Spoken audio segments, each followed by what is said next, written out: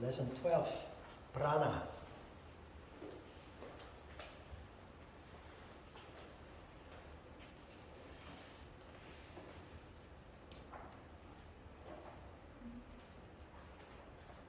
Most yoga practice these days exists out of physical exercise.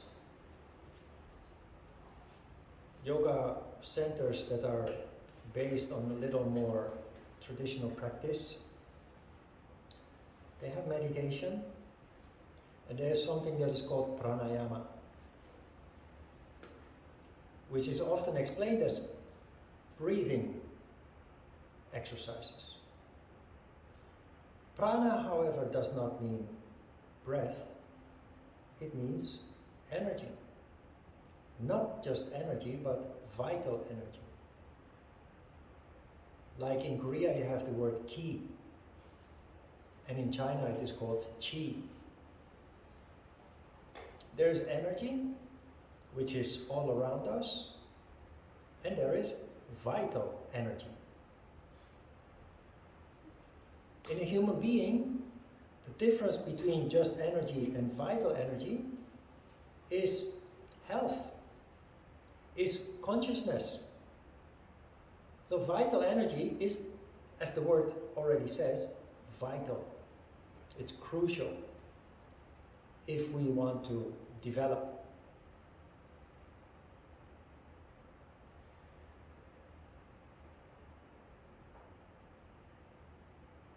In Eastern medicine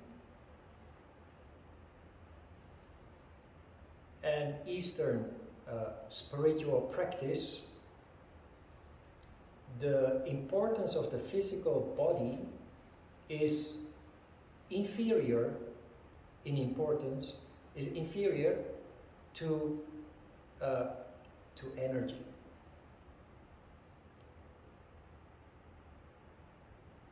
When we get sick, in Western medicine,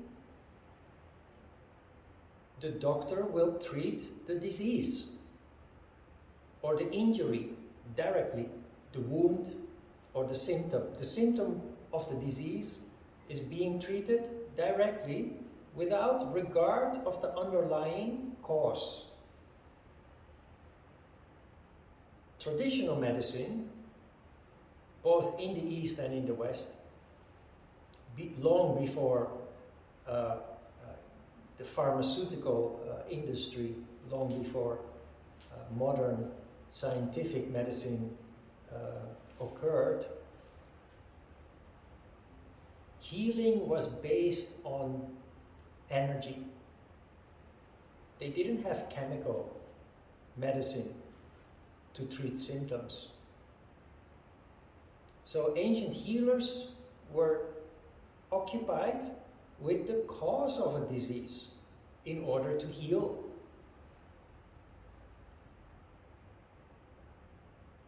If you go to a traditional doctor in Korea or Japan or China, if it is correct, not all are the same of course, but if it is correct,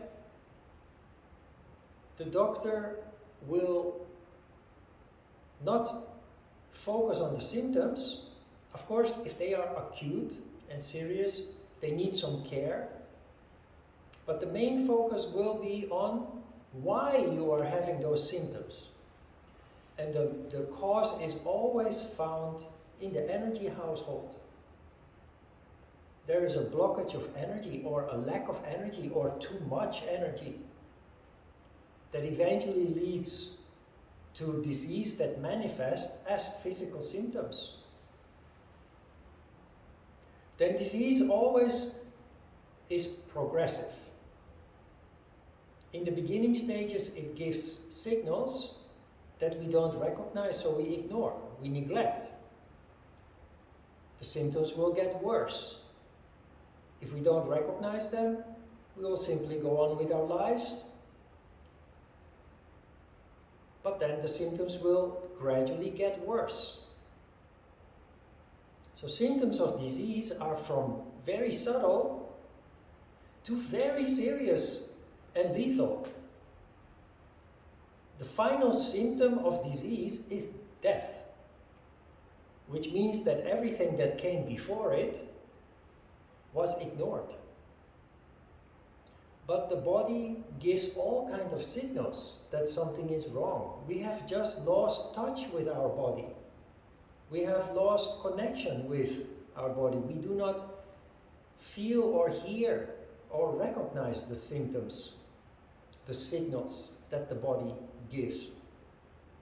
So they escalate, and the final stage, most people eventually will go to a doctor, but if we continue to neglect, if we continue to fail to recognize the signals the body is giving, the final stage of the disease is death.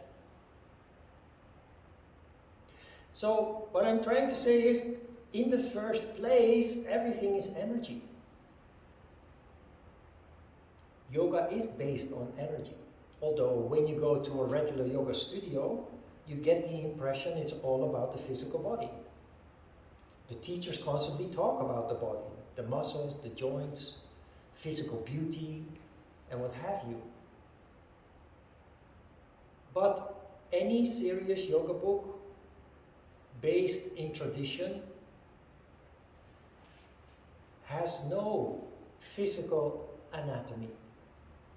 Not a chapter, not a paragraph on physical anatomy.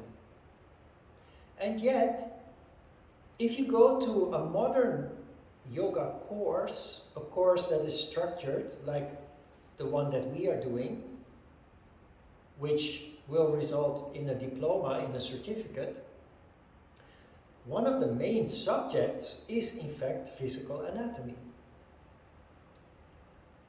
The biggest part of the curriculum, theoretical part, is in fact physical anatomy.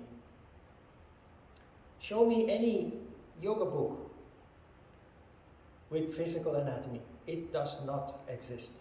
Why? For the simple reason that if the energy household is healthy, you don't have to worry about the physical body. If the energy household is healthy, unobstructed, brimming with vital energy, it translates into perfect health. That is where the concept of healing comes from. When you become more harmonious and more energetic as a result of regular yoga practice, you will see two things happening. Existing diseases, things that you have struggled with throughout the years, gradually disappear. They heal. Not overnight, not in a week, but if you practice regularly, gradually your existing diseases will heal. You become healthier. Not only that, not only do you heal existing diseases, you are much less likely to get sick. It's all about energy.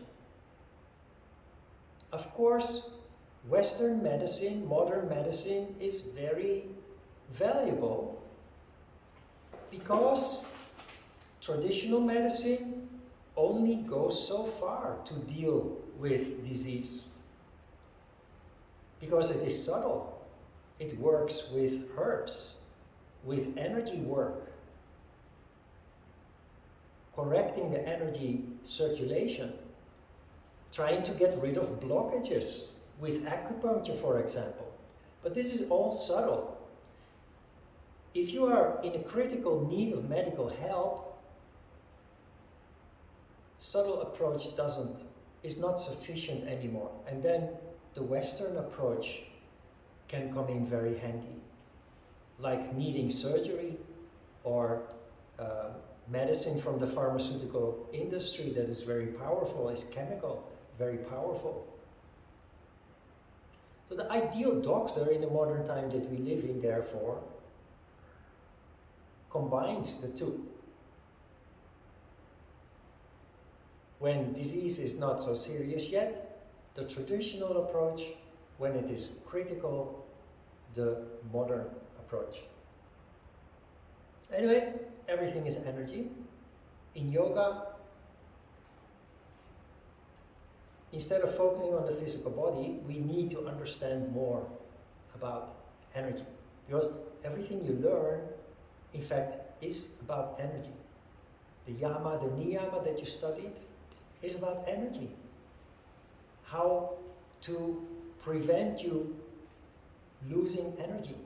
How to help you prevent losing energy through subconscious mental activity, emotions, etc. Emotions and desires. The way that you practice asana, it's about energy. It's not about muscles and joints and physical beauty and what have you. It's about energy. If the energy is good, all the rest is good. We talked a lot about harmony. All of you have attended the workshop, which makes it easier to explain. You recognize this, the yin-yang model, which is not from yoga, because it's actually Chinese, but everybody knows this. It's a symbol that reflects harmony. It's a symbol that reflects the human being, existing primarily out of energy. But harmonious energy. The whole human being, the holistic human being, the whole human being is harmonious. Without harmony, we are not functioning as a whole human being. How does this reflect harmony? We have a dark side and a light side. Energy exists out of two polarities, opposing polarities. Together they make energy. There is plus and minus. Also, when you put your charger when you plug in your charger, it's exactly the same principle. Plus and minus, and together they create something.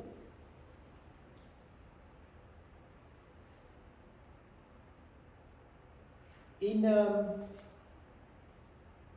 Chinese we call it yin and yang. In yoga, however, we call it Shiva and Shakti. Symbolism also. They are two gods, a female god and a male god. Shiva is a male god. He's the lord of the dance. Sometimes you see a statue of a dancer with 10 arms. That is Shiva. That is male. Shakti is a goddess, a female god. Now this is really important.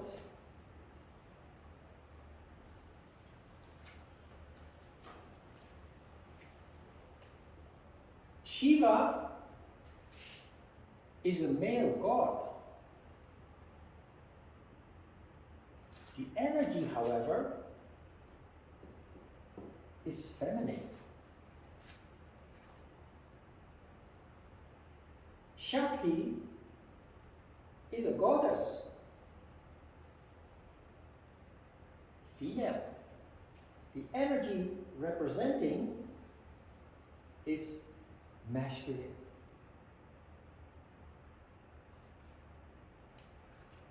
Throughout the years, I have bought yoga books about chakras, about certain subjects that go beyond the physical exercise, and I've thrown almost all of them in the trash can.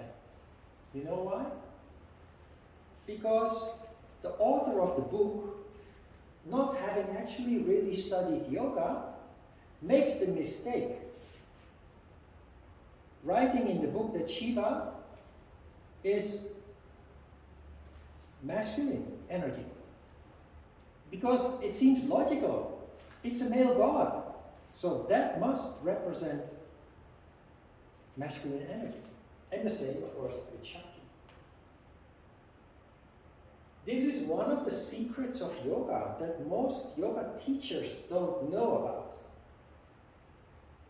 And Indian people that have come to my workshops have confirmed this. And not only that, I can show you in chapter 4 of the Hatha Yoga Pradipika, where it is written like that.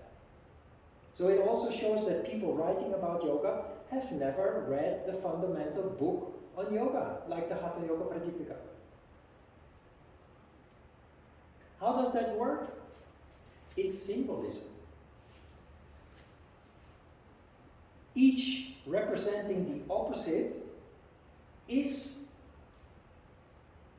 indicating harmony. I look like a man, right? You look like a woman. But as a man, I have feminine qualities. Especially if I'm harmonious. My masculine and feminine qualities, characteristics are close to equal. And the same for you as a woman. You have not only feminine characteristics, but also masculine characteristics. And that is what this model reflects. You not only have a light side and a dark side, opposing polarities, but each opposing side carries the characteristic of the other side. The eye is not just a decoration, making it look like art or mysterious, or no, it has a purpose. In spirituality, there are many things that look on the surface just a decoration. But if you know what's behind the symbolism, you see that decoration does not exist. Everything has a reason and a purpose. The purpose of the opposing side, the light side having part of the dark side, is exactly the reason why Shiva represents feminine energy, while Shakti represents masculine energy. So it's totally connected with one another, based on the same concept that we are not singular in our polarities. There is not, I'm not just masculine while you are just feminine. We have each other's characteristics.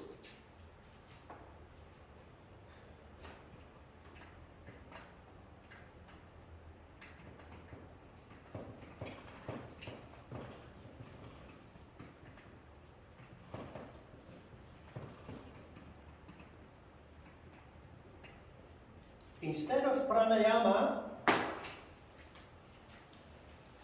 as breathing exercise, starting from lesson 19, we will do pranayama as energy control, without breath. That is why now, from now on, we start working towards that. So that when lesson 19 comes around, it's not a foreign concept anymore.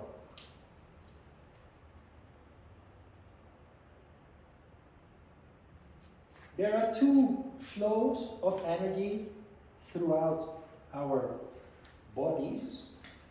One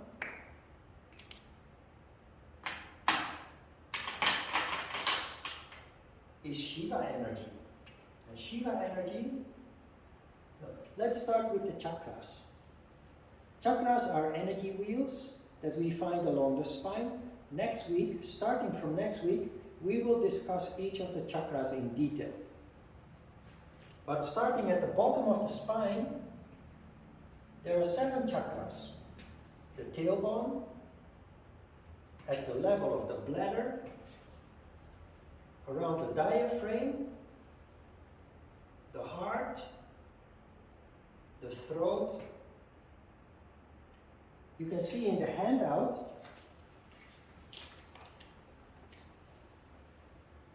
It's a little bit small, but you see the illustration of a person in a meditation pose, and you see alongside the spine pictured are the chakras. 5 of those chakras are pictured as circles, as balls. Ajna chakra, which is the mental body, in fact, is pictured as a precious stone, as a gem stone, because intellect is, of course, a very important aspect of a human being that requires training to manifest. For us, this is very normal because since we were born, we have been subjected to compulsory education. But ancient people, having no benefit from education, they didn't have a mental presence. They were very close to life of animals, instinctive, busy with surviving. It is through conditioning, through education, that we have developed an enormous mental presence. The gemstone is symbolism reflecting the importance of Ajna chakra. And above the gemstone, you have the crown chakra in the form, well, it's supposed to look like a flame. A flame is light, and light represents insight, wisdom, which you do not find in the mental body, but above, one level higher. The highest level of consciousness is the location of intuition, wisdom, insight. It is where genius occurs. If you combine the two, if they are in harmony with each other, genius naturally occurs. So study, becoming a scientist, is here. But then becoming a real scientist, being able to think out of the box, is allowed when the crown chakra comes into play.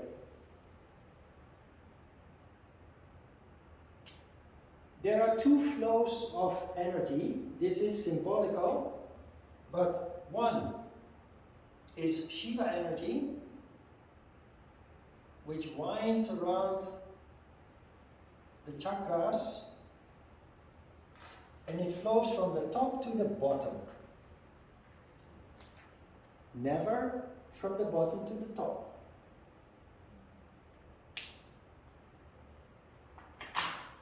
The other flow, this is Shiva energy.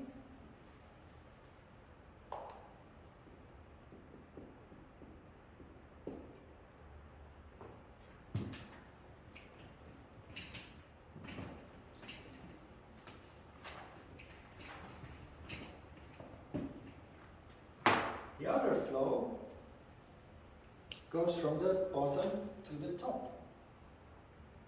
And it winds counterwise around the chakras.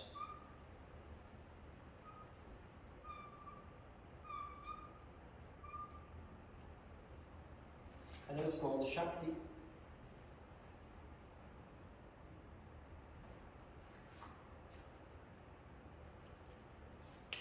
If you look more closely at the illustration, you see that there are not only these 2 channels, which are called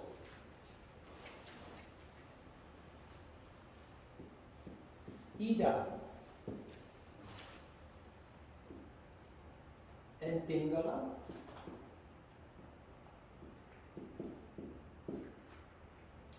There are not only Ida and Pingala,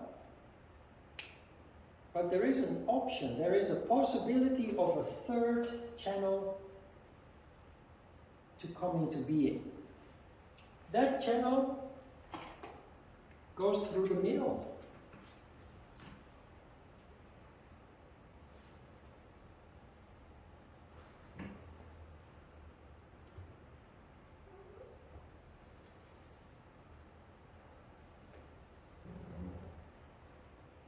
the channel is called Sushumna Nadi.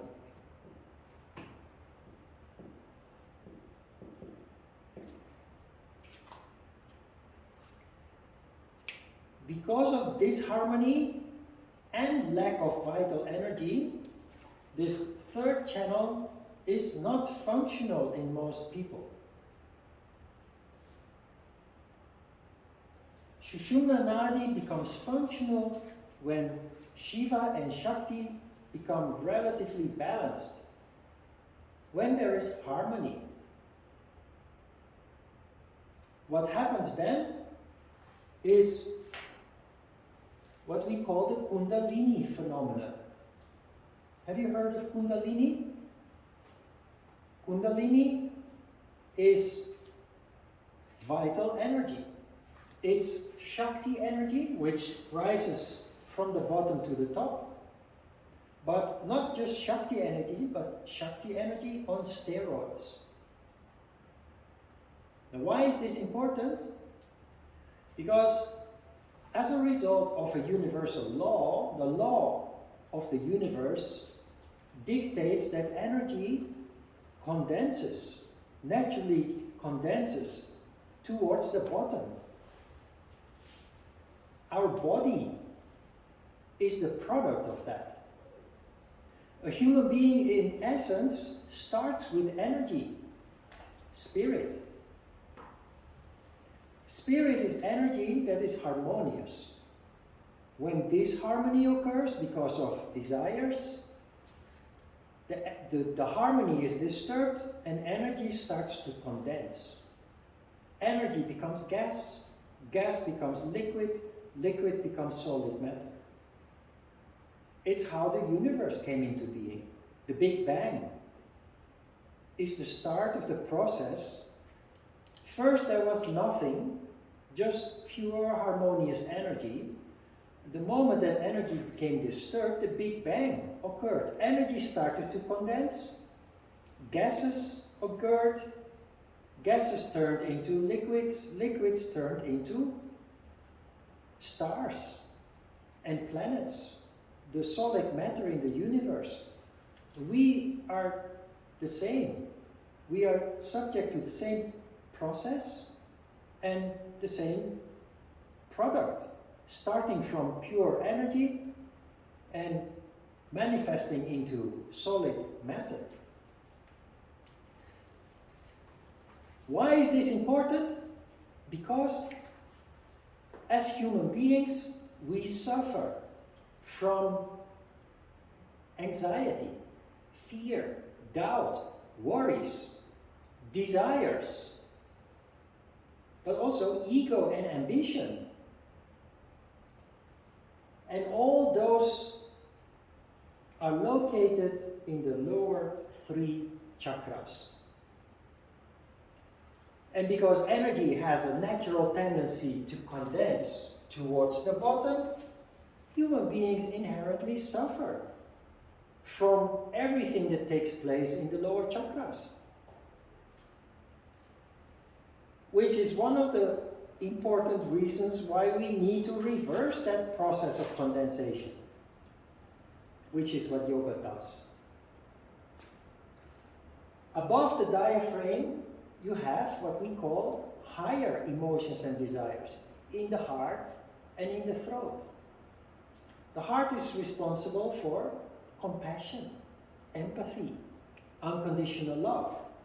It's a desire or an emotion, but we call it a higher desire or a higher emotion. In the throat you have creativity, expression. Hence the lump in the throat when you become emotional, or your inability to eat or drink when you're emotional. Only Ajna chakra, the mental body, and the crown chakra are not related to an emotion or a desire.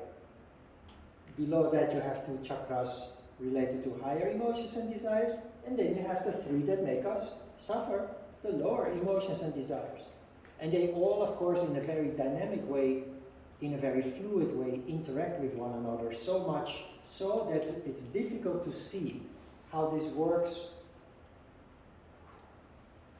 unless you study yoga and develop insight, and then through your meditations actually start to feel how they work, how they function. Now, very interesting about this model is this.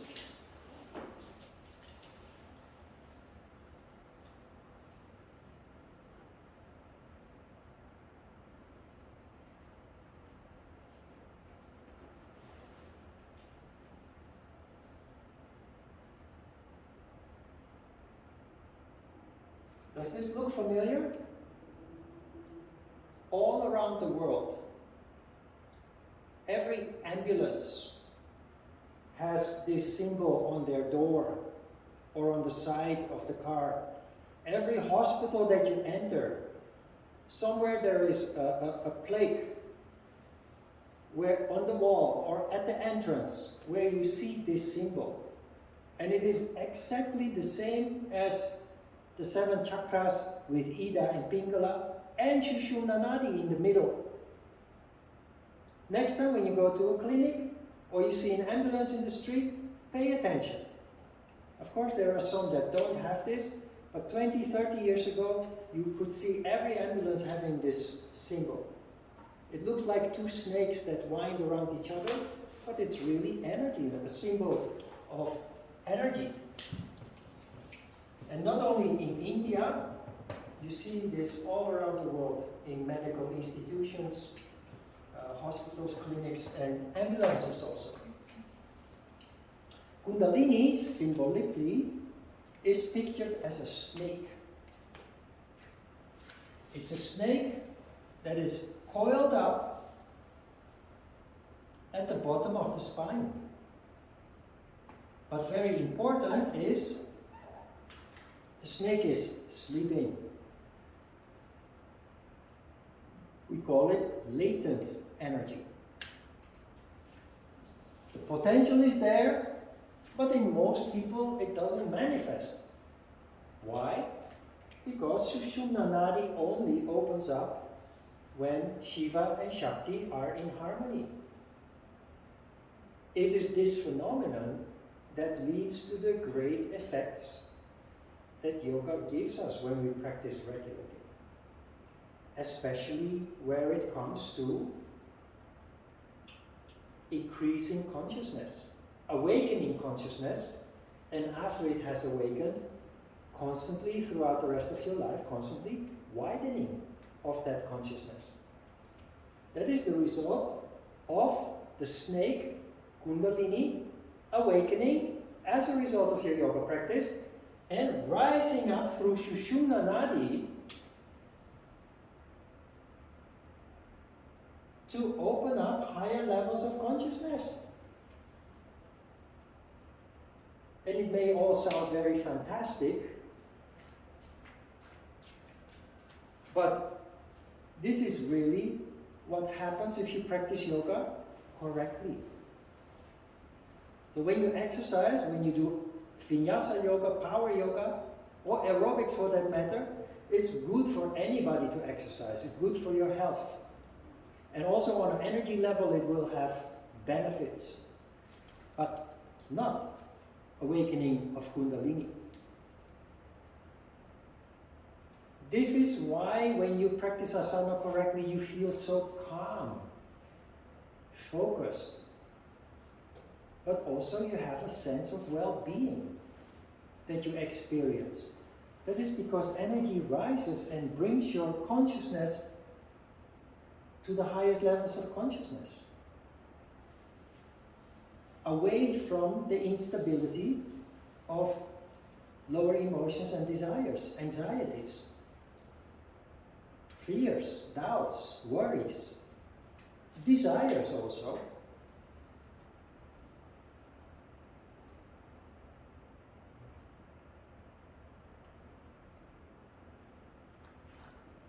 Never forget that Shiva energy is feminine and Shakti energy is masculine. Further down the road, when you talk with other people who take their yoga practice serious, you will see that they don't agree with you. Because they go out from the point of view that Shiva is a male god, so that must represent the masculine energy.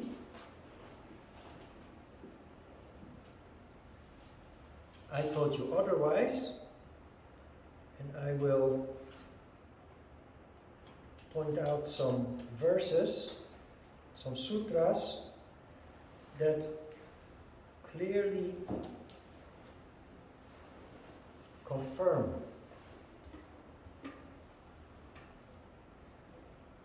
This one is a little bit complicated. Sutra 104 in chapter 4. Now the Shakti Kalana is described. Shakti Kalana is a mudra where you directly stimulate Shakti energy to rise up. Kutilanga, Kundalini, Bhujangi, Shakti, Ishvari, Kundalini, Arundhati are all synonymous words. 106. The great goddess Kundalini, sleeps close with her mouth. The entrance to the way by which the seed of Brahman, God, the crown chakra, where there is no pain, no lower emotions and desires, where there is no pain, to be reached. 107. This is the clearest. The Kundalini Shakti, who sleeps above the Kanda, gives liberation to yogins and bondage to the ignorant. He who knows her knows yoga. So, there are more.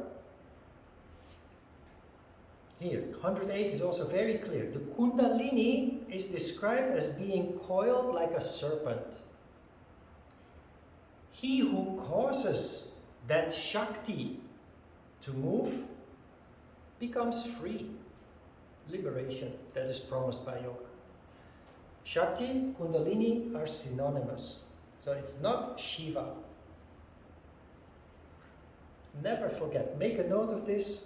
Never forget. There are many more.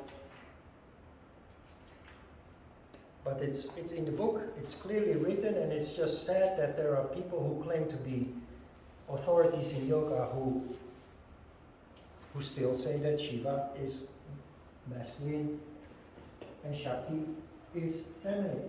That also means that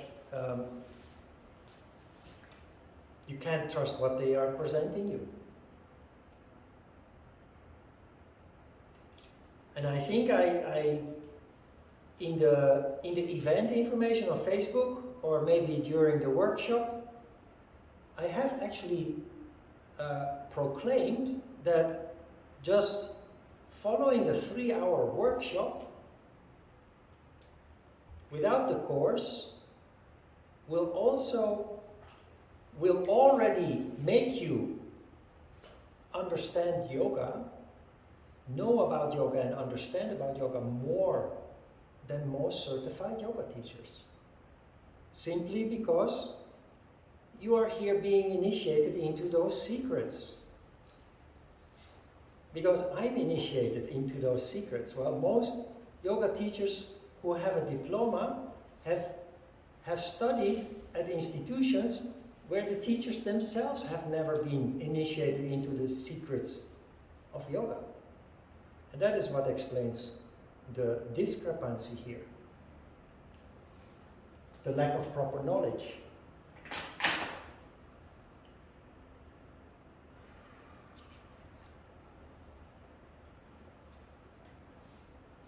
Very interesting phenomenon is that as a result of the awakening of consciousness, is self-study starts to occur in a very natural way. As a result of which, we start to question everything. We start to investigate everything, especially about ourselves. And you realize that many things that you believed in, because you were told to believe, because you were taught to believe, conditioned, you realize that it is not yours. You realize that you have other insights, other thoughts related to that. So a kind of, we call it purification, a kind of a cleanup operation occurs in yoga practitioners. It's like opening the hood of a car and you throw out all the parts that are unnecessary. And you put only those parts back that are necessary to run the engine. The rest is all trash, it's all unnecessary, superficial. And this leads us to the concept of dharma. When you go to a temple, you can have a consult with a monk and receive a dharma talk. Dharma, the word dharma can be translated as destiny, but the actual meaning of dharma is much more practical. It means essence. So people who connect with their dharma, which sounds very mysterious, in reality and very practically connect with their true essence. Which means that everything that you were taught based on your education and your culture and your family name is being questioned. You may have studied to become a pilot because your father was a pilot and his father was a pilot. But now you start practicing yoga and you work as a pilot for a couple of years and you realize it doesn't make me happy. And because you become conscious and you connect with your dharma, your essence, you realize that you're much more attracted to another profession, to another vocation. And maybe you will start an animal shelter. Because that's really what makes your heart tick. Because that's really close to your heart, literally. I have seen throughout the years many of my students changing their lives because of this. It is a gradual process, but because of the social media, we have the benefit of being connected long after the course has finished.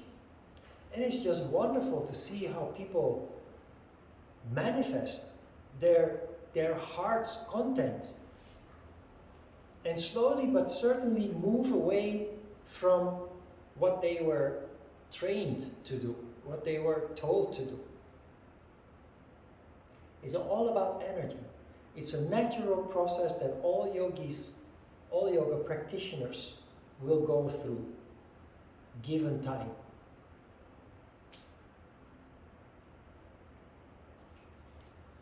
Also interesting about this is that yoga in the scriptures promises us that we take control of our destiny. Now many people will very defiantly say, I'm in control of my life, I'm in control of my destiny. Not realizing that our lives are in fact manipulated by circumstantial situations. We will just react based on whatever situations we find ourselves in. And we think that we are in control. Of course, to a certain extent we are in control, but not in the way that yoga is aiming for.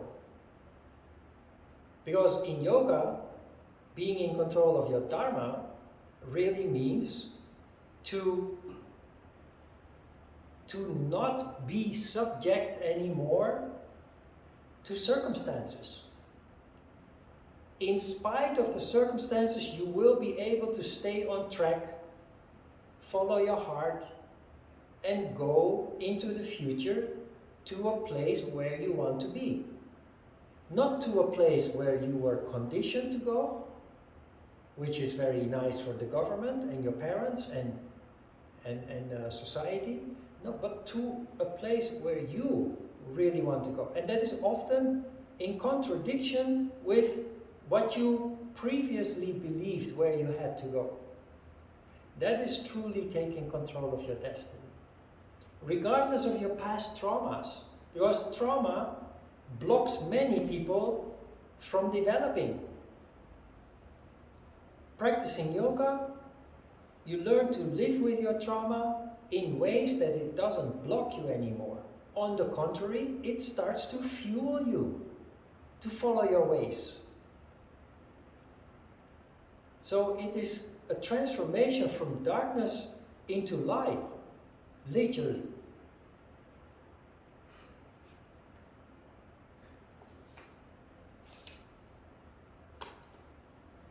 On page 3, you see a segment that is titled Shiva and Shakti, the Secret of Seduction. I added that later to the handout because it deals with this issue of Shiva and Shakti actually representing the opposite quality. It is an anecdotal, symbolic story that only people know who have been properly initiated into yoga. And the anecdote is that Lord Shiva, male god, Lord Shiva, when he wants attention from his wife, Shakti, he starts to dance.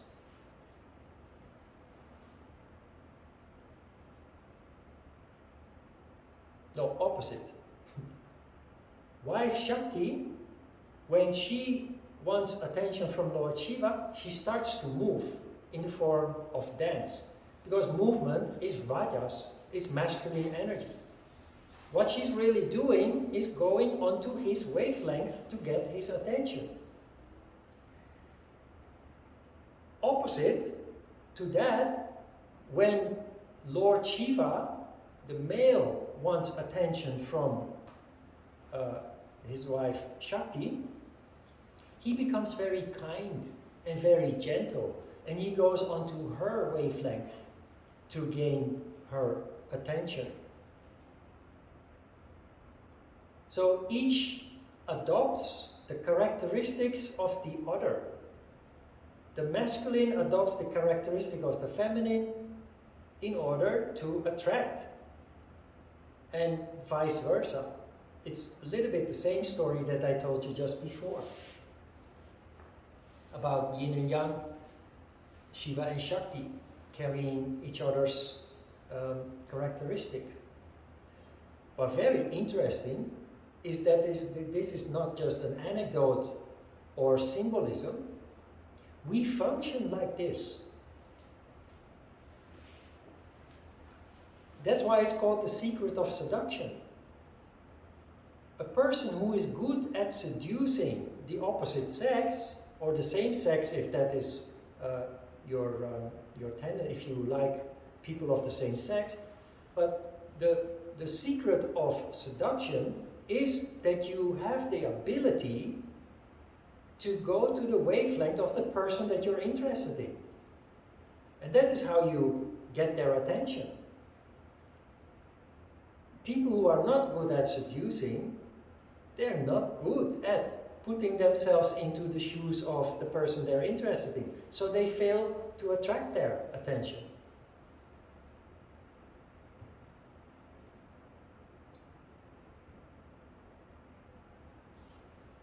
So it has a practical meaning behind the symbolism is that as human beings we function like this, but it carries the explanation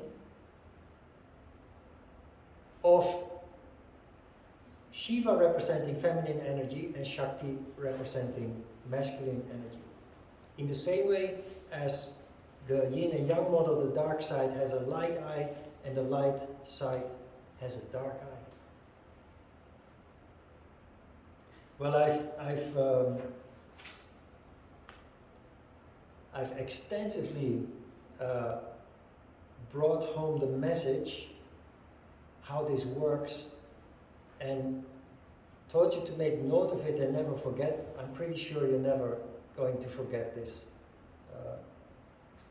with all the explanations that I've given you about this, to the point that you maybe even get bored. All right, energy. From next week, we will start with Kriya exercises that are cleverly designed to prepare you for actual energy control in a very systematic way. From next week, we will start reading from the Hatha Yoga Pradipika, chapter 2. The Korean students will receive a translation by email, and English language students have the PDF file titled Hatha Yoga Pradipika.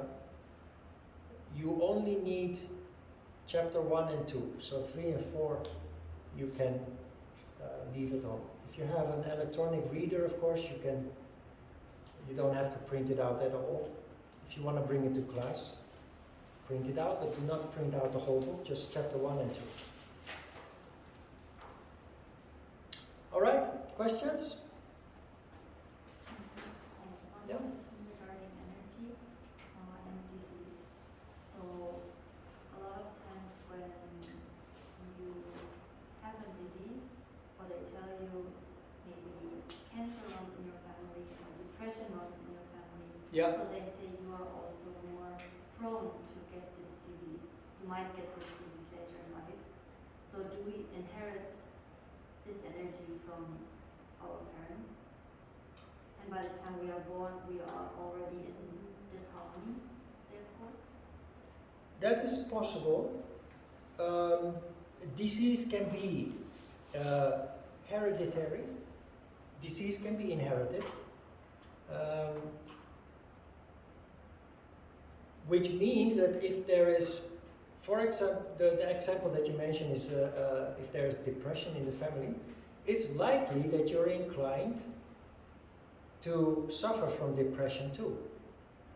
But depression is energy. It's dark energy. And if you understand how it works, you can do things that transform that energy away from the darkness, away from the depression. Depression is a dark mental state in which we have a tendency to think in a negative way. And it often becomes a vicious cycle that just goes deeper and deeper.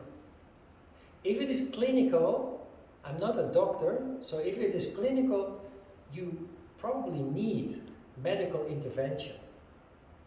But most depression is not clinical. It's simply a matter of energy. And every normal human being experiences depression now and then. It happens on Monday morning. For example, we call it Monday morning blues. It happens. It can happen when you get sick, and you're bedridden, and you just you can't move, and just the fact that you feel sick, for me actually, is quite depressing in itself. So most depressions are not clinical, and so in that case, not requiring medical intervention, it is a matter of the discipline to take the necessary steps to counter the depression. And because depression is a tamas condition, the cure is movement. Cleaning. When you're at home, just a simple act of washing the dishes or vacuum cleaning or mopping can change the depression into a more neutral mood. Or going to the gym to exercise, or going out to the park to make a walk or ride a bicycle is often enough to end the depressive state. But if it is hereditary, it's very likely that it will come back. So people who suffer from hereditary depression, because it runs in the family, if they want to live without the depression, they need to develop a healthy habit of regular exercising. Often turning a curse into a blessing. Because of the depression, you kind of are forced to exercise on a regular basis.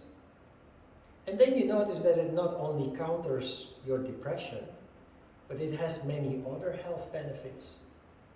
So that is how something that appears to be negative on the surface, actually a curse, turns into a blessing.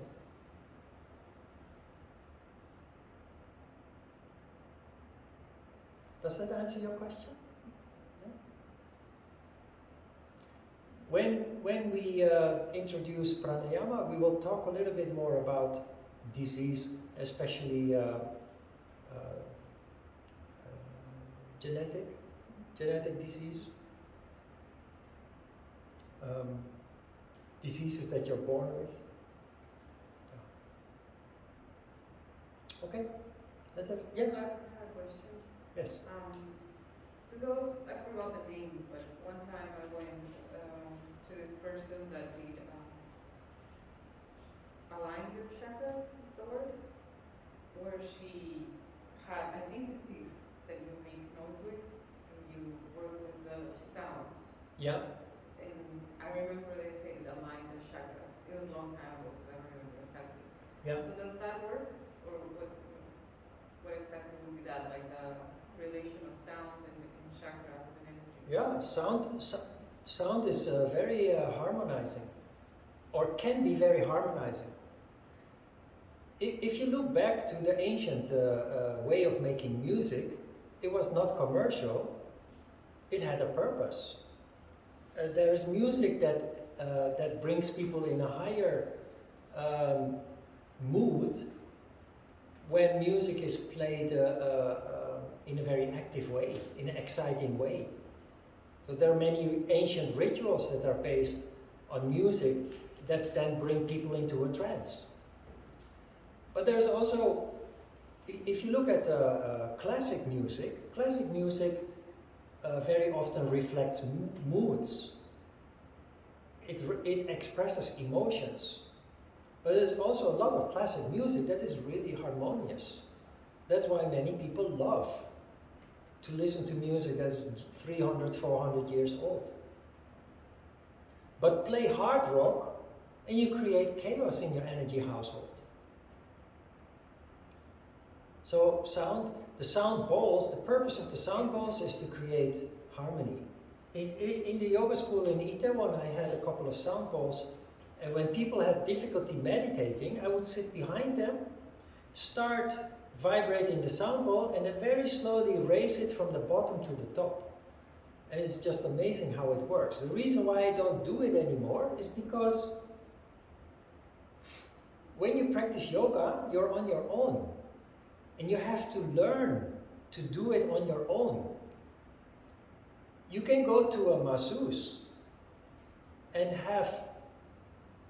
if the masseuse is harmonious, if the massage is harmonious, so not the violent massage, but you know, the soft massage, the tissue massage, it leads to the same kind of condition as yoga does, but it is passive.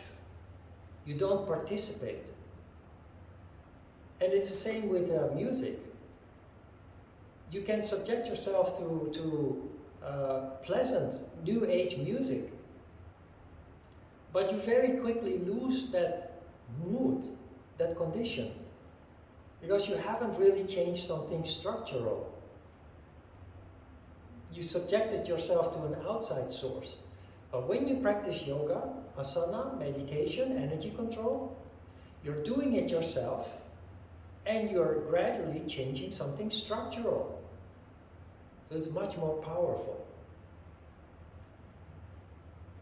People spend lots of money on achieving that nice feeling that we get through our own effort. You do that at a spa. Have being pampered by people who take care of you physically.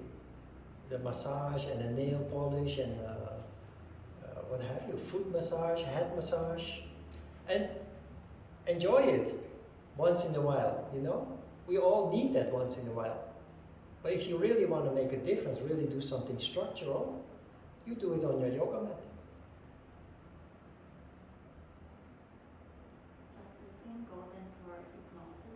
What? Does the same with the sound therapy or hypnosis? Because you talked about like neurological reprogramming through yoga. Yep. And hypnosis also kind of promises you that. But in a way you're also a bit more passive because you listen to something. Yep. And does yoga have this active approach to the same goal then in a way? Yes, in the long term, yoga will do what you otherwise do through therapy. So hypnosis can be helpful for people who are completely stuck, and who, because they are stuck, they are not able to have another insight, even though the therapist is trying to explain, and they just can't see it. They just can't understand it. And the hypnosis then changes their consciousness, and they come out of the hypnosis like refreshed. Drugs do that too.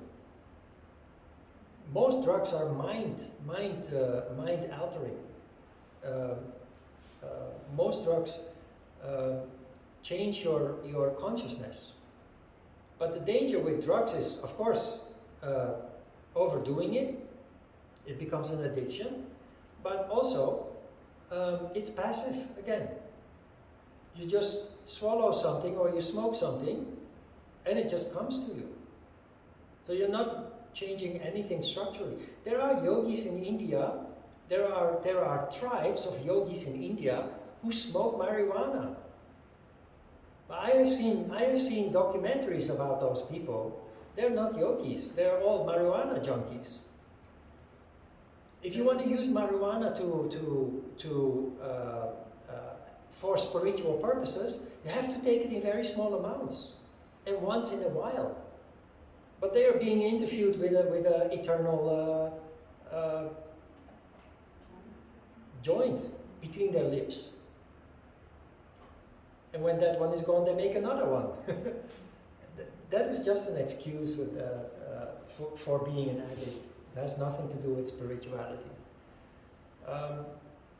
These days, you know, there's a lot of research going on, and drugs that have been made illegal are actually appearing to help people with severe depression or trauma. Like magic mushrooms. But it is very important. They call it microdosing. You have to take it in very small amounts. It really changes people's psyche. But most people are not in control. Most people become addicted and they take much more than they actually need for the purpose. And so Patanjali, in the Yoga Sutras of Patanjali, which is next to the Hatha Yoga Pradipika, together they form the foundation of yoga. Patanjali mentions that there are other ways to achieve the goal, as he says. You can do it through drugs, you can do it through meditation and music. There are various ways, but the most efficient way, and also the way that leads to lasting transformation, it's yoga. But we have to work for that. It's easier to take a mushroom or a pill or subject ourselves to something from outside. It's why people are willing to spend money for it. All right, let's have a short break.